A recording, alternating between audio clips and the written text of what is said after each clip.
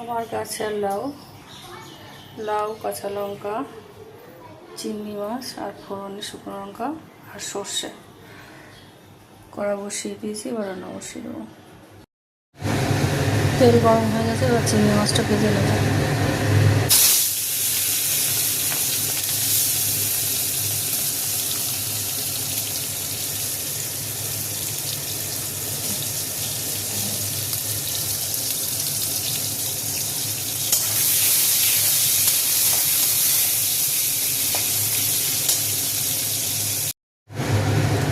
চিংড়ি মাছ ভাজা তেলের মধ্যে সর্ষে আর শুকনো লঙ্কাটা ফোড়ন দিয়ে দেবো।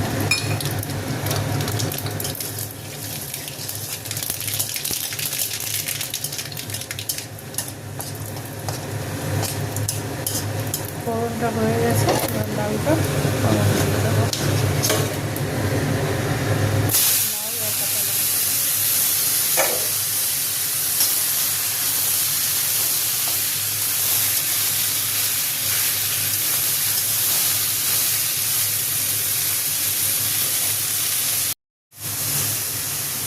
পরিমাণ মতো লবণ আর হলুদ দিয়ে দেবো।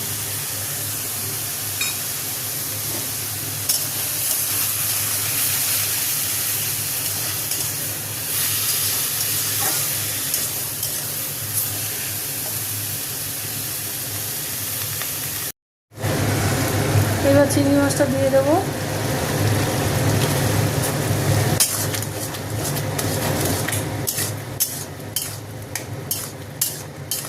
লাউ হয়ে গেছে প্রায়, এবার একটু আটা দিয়ে ভালো করে মিশিয়ে নামিয়ে দেবো। হয়ে গেছে, এবার একটু আটা দেবো। যেহেতু লাউ ঘন্ট, তাই একটু আমি আটা দেবো। এর মধ্যে আটা, ময়দা, চালের গুঁড়ি দিয়ে যেটা পছন্দ করে সে সেটা দিতে পারে।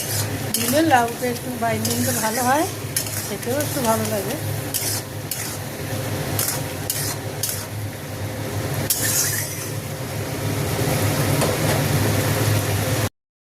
হয়ে গেছে আমার লাউ ঘন্ট, এবার নামিয়ে দেবো। দেখেছো কত সুন্দর হয়েছে। আমার গাছের লাউ, ছাদের টবের গাছের লাউ।